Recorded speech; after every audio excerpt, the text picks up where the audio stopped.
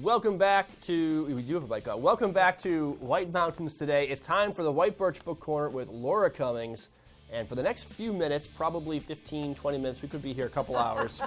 We're going to talk about the latest and greatest in books, book events, and maybe even a few gifts that Laura has brought with her. Just a few gifts, but I did take a few. I had to write some notes down because some stuff has happened fast and furious lately, and that's what this first book is. I don't know if.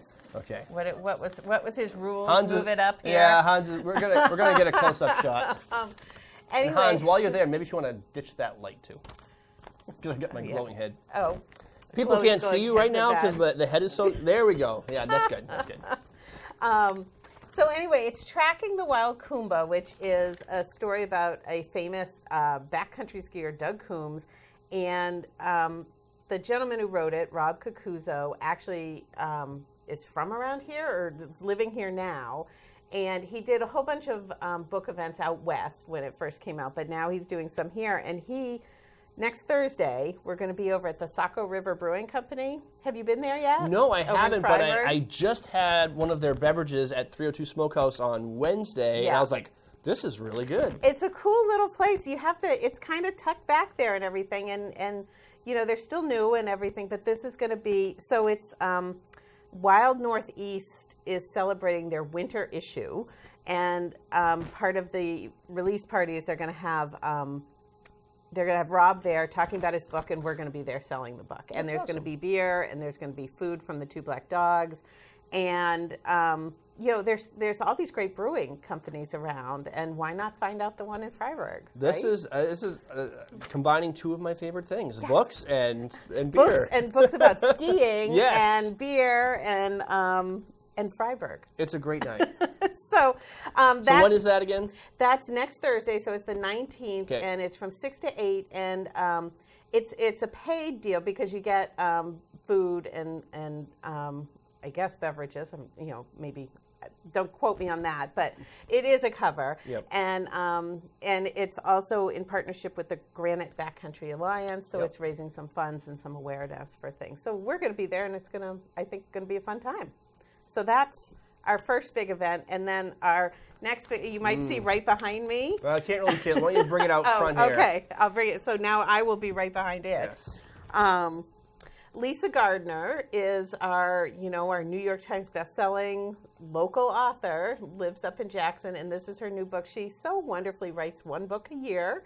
Which is amazing. I know. I don't know how, writing one book would be amazing, but to continue to do it.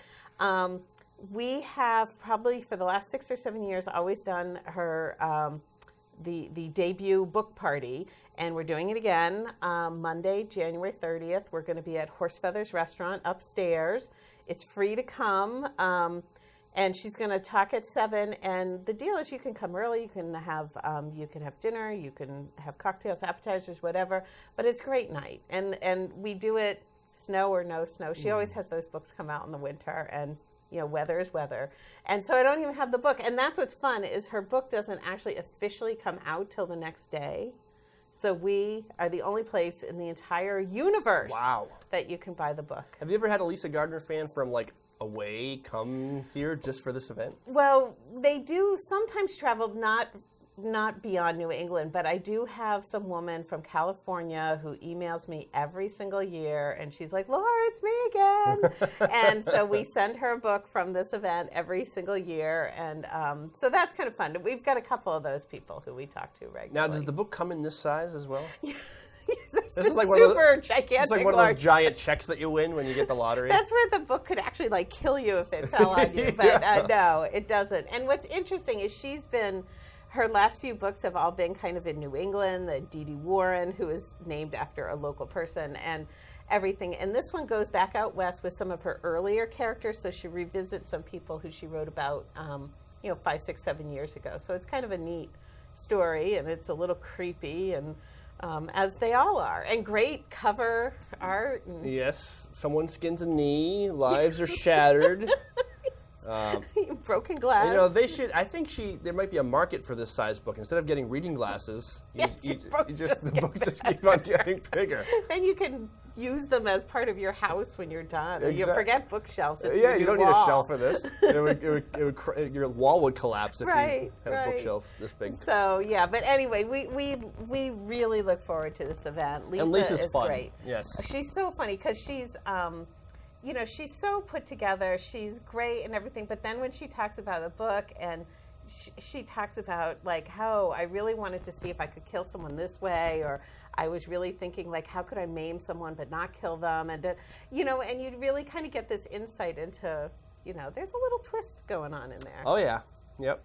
So it's scary having a conversation sometimes because she's so pleasant and she's nice to look at and she has a nice smile, and then you just kind of like get hypnotized and you're like, what are you thinking about right now as you're talking to me? You're like, how can you kill me? I know. Right? That's when I remember we were at this venue that was very attractive. I think we were just selling books for her, and she just kind of looks around. She goes, I would love to kill someone here. And it was just the audience was slightly older, and there was this little bit of silence.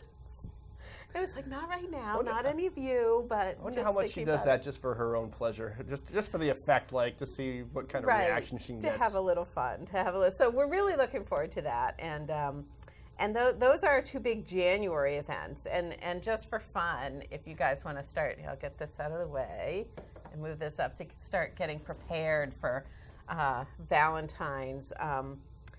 Making love potions. Ooh. Yes.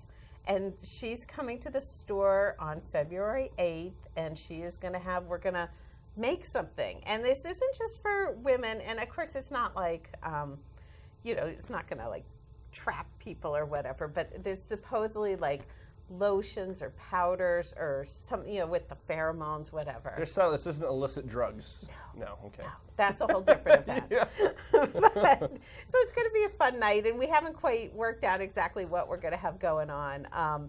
But then we decided, and we haven't finalized this, but if your love potions don't work and Valentine's doesn't go the way that you hoped or whatever, later in February we're going to do a blind date with a book night. Nice. Yeah. So if the real people don't work out, you could at least hook up with a book. That's what. Well, I think that's a great. I don't know. I haven't been on the dating scene in quite some time, but I would think that's a great way to find a good date. Is a common love of books, a common interest. You can weed out all those non-readers. But also like the books that you like. Yes. If you have a book in common that would mean you're compatible. Yeah. So we haven't quite figured it out, but if you both love Lisa Gardner books, you might not be compatible. I don't know. One of you might not make it through. So guess what I did today? Oh, that's slightly dangerous. But hi, honey. Good morning. What do you have behind your back? Nothing. What do you have behind your back? So anyway, we're gonna have some fun with that, and that's coming up in February. And this stuff is all on our website and our Facebook and everything. Which, by the way, our Facebook, we've kind of jazzed it up a little bit lately. We have always done like a Friday staff pick video, so kind of what we're reading. But now on Tuesdays, we have somebody new working for us, Nicole Cousin. She spent a long time at the local grocer, so a lot of people will know her from there. She worked at the Moat too, and now we got her. And she reads, I think she might read more than I do. Wow. I know. It's kind of, it's a little pressure. But so we're doing a segment on our Facebook that's called Tuesdays with Nicole. We got really clever with the name. And but she reads in such a wide, she's got no specific genres or anything. So for people who are really looking for suggestions and reviews and things like that, following us on Facebook is a great place to find that. So awesome. But let's see. How about I think we only have a few minutes left, so we gotta mosey. But want to do the cat. Cat, yes. I mean, of course, I got this one because I'm a cat fiend. But you don't mean that literally. I'm definitely on the way to crazy cat ladyhood. I'm definitely, if not already there. You love cats, though. I do. Cat fiend gives me. Okay. Oh, no. I do. I love cats. So they all saw a cat is a great picture book, and it's really about perspective. So just to give, and I'll open it and put it down there. So like if the little boy sees a cat, but if the let me find. So, like, here's one. If a fish sees a cat, obviously the cat looks like a bunch of googly eyes and like if a mouse sees a cat, it looks like this giant, evil. Yes, that is what that cat. But if a fox sees a cat, the cat looks like a little bit of prey or things like that. So it's all about perspective and how these different animals see and everything. So it's really kind of a fun way of. Ooh, gross. Yes, but it makes you think about your perspective and hopefully gives you the idea that there are many other perspectives. That is a great book in the world. Yes. And I know you said out of town, but this is a book that's kind of driving me crazy. A greyhound and a groundhog. So say that. A greyhound and a groundhog. Greyhound and a groundhog. Okay. Greyhound and a groundhog. So here's people can't understand me when I speak normally anyway. So here this they is are, no different. around and around and around and around. The ground and a hog and some gray and a dog. A round hound, a gray dog. A round little hound dog, a gray hog, a ground dog. Anyway, it's almost like one fish, two fish, or something like that. This is like a total, and I could see having so much fun, like just delving into giggles with your kids as you're trying to read this and trying to get it right and getting it wrong every time, and them going, Mommy, Daddy, do it again, and it's really nothing except playing with those two words, and the picture books are so clever now. They are just so darn clever.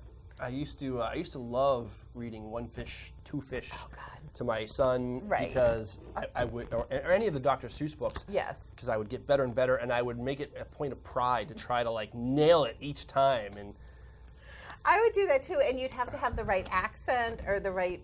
I don't know.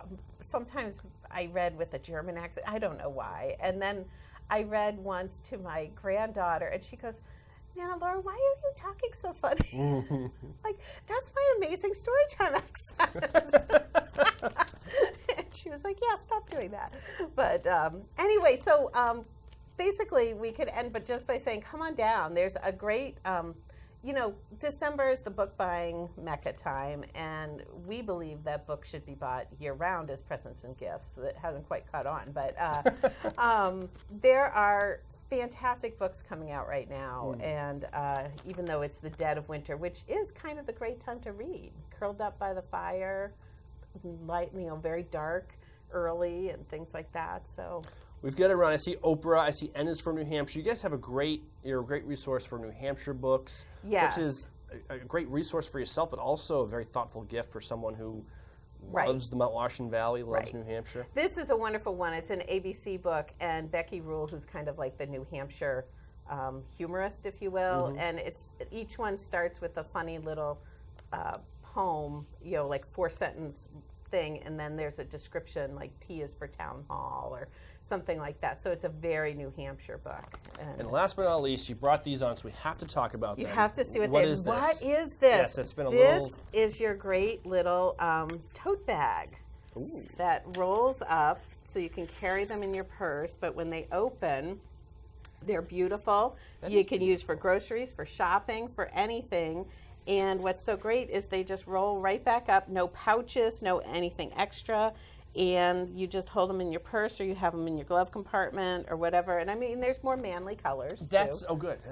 They have like camouflage. Well, maybe not quite that, but maybe just not quite purple flowers. That's a great idea, because I know we have a bunch of reusable shopping bags and tote bags, and we don't know what to do with them, and they all just get attached to the same doorknob. So we have this one door that's just like a blooming flower of tote bags. So if you had the door with you, you'd always have a bag. But, exactly. And so anyway, we have sold these for every so often. I say, we don't need these bags anymore. And then they just sell like crazy. So we just got, of course, I didn't do that well. I was under pressure. But they roll up very nicely like that. And that would be the best. That'd be good for me. Yes. Mine will be like literally a ball and... And most of the times I have my big bag and I have all these inside of it. And then I go to the grocery store and they're like, you have more bags than we need. I'm like, that's okay, just leave them in there. But so they're pretty, they're practical, and they are convenient. Yes. And for the wife who thinks she has every bag, no, she doesn't. She doesn't. And what is the other thing? We just got a bunch of new cards, and I just went and ordered new cards. So you guys got to come and see those. Valentine's, Easter, all that kind of stuff, but plus great funny birthday cards and blank cards. And it's fun because if you want, you can go to online bookstores and things and you can read reviews. You don't get the same reviews as you get at White Birch Books. Right. You go in, browse the new bookshelves, and everybody who works there is giving their opinion on different books, so it's really fun. It's really fun, and that's with Nicole reading so much. She's got a bunch.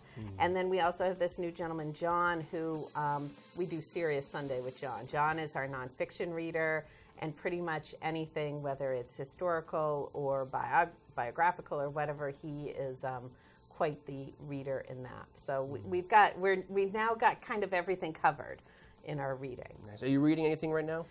What am I reading right now? Oh, I'm reading a Russian novel, which is hitting a little close to home. It's a Stalin-esque. No, it's not. It's not out yet, but it's about trying to be a writer during Stalin era time, and it's a little scary. Very interesting. And it's a romance too. It's not all of dry. Course, yeah, naturally. Well, we have to kick you out of here because there's probably a line at your store, and I think you have the keys to go unlock it. So I do. We're open at 9:30. Laura Cummings, White Birch Books, right here in North Conway. Look for the construction. You have a new neighbor moving in. We're very excited. I think they're gearing up for sometime in February. Pinkham Real Estate. It's going to be nice. It's going to be really nice. They've done wonders with that place. Absolutely. It's a great little spot in the village. Yes. And thank you so much for coming on. Well, thank you. Laura, White Birch Books, North Conway.